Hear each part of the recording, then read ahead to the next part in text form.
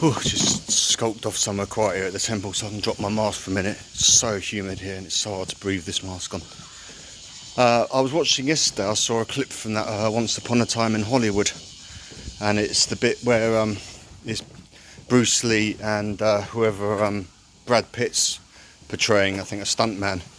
But anyway, it's Bruce Lee's talking on set. They're on set for something, and he says, if I ever fought Cassius Clay, Muhammad Ali, I'd make a cripple of him, he says. And so Brad Pitt says that's a load of crap and you'd never beat him and stuff. And Bruce Lee says, I'd have to shut your mouth. But he says, unfortunately, my hands are registered as lethal weapons.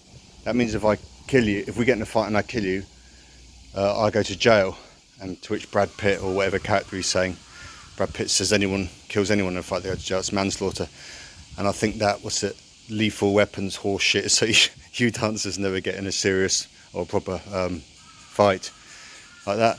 And I remember that as kids, that was like, you know, one of the great myths, that when you got your black belt, you had to go to the police station to register your hands as deadly weapons and all that, as Brad Pitt would say, horse shit. However, it did remind me of something, and this was legit, which was my old judo teacher, Nakamura Sensei, who passed away at the very start of 2007.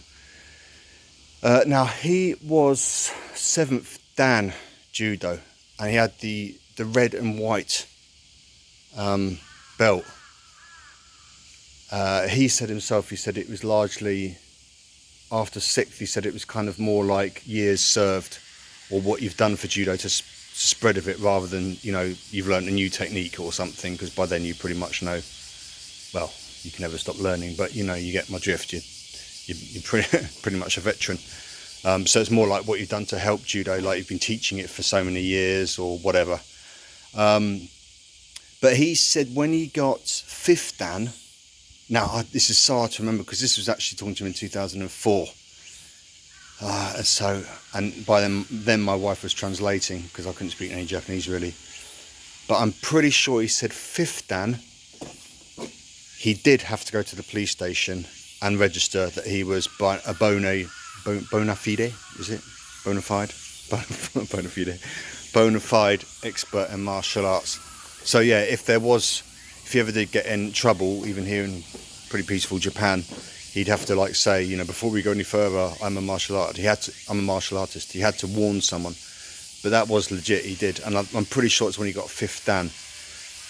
Because the dans here, I mean, these days, something like karate, I'm going to give 8-year-old kids black belts, so it's just a load of crap. But one thing I noticed in something like judo, in England, if I went to judo and someone had a black belt and we were doing randori or something, I'd be on my arse in seconds, or I'd be, you know, choked out or whatever. It's just not, you know, not even worth talking about. In Japan, a lot of the time I was in with for chance.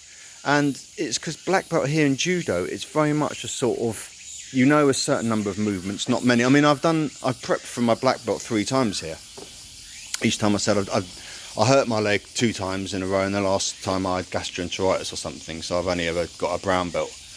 But it was weird to get the brown belt. I had to show that I knew what to do for the black belt test. So I basically did the black belt test, basically. But I've talked about that in other videos. But anyway, I haven't got a black belt, so.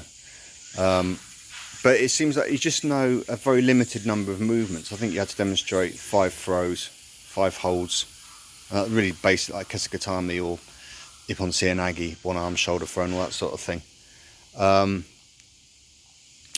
Yeah, so it was no biggie. Whereas in England, it you know, you really were, you from my experience, you really do know what you're doing. The same with judo and jiu-jitsu. You were pretty good by the time you got a black belt.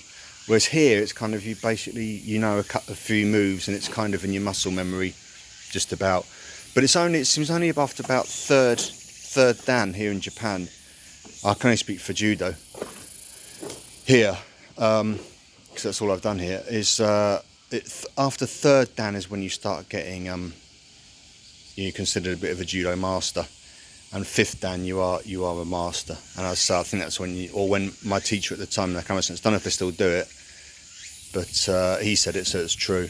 or was then, that when he got 5th Dan, whenever that was, I mean that could have been the 70s or something, when training was arguably a lot tougher anyway, worldwide. 70s is, well, and especially in Japan, they were probably like really, really strict. Now there's more like, they've got to be a bit careful,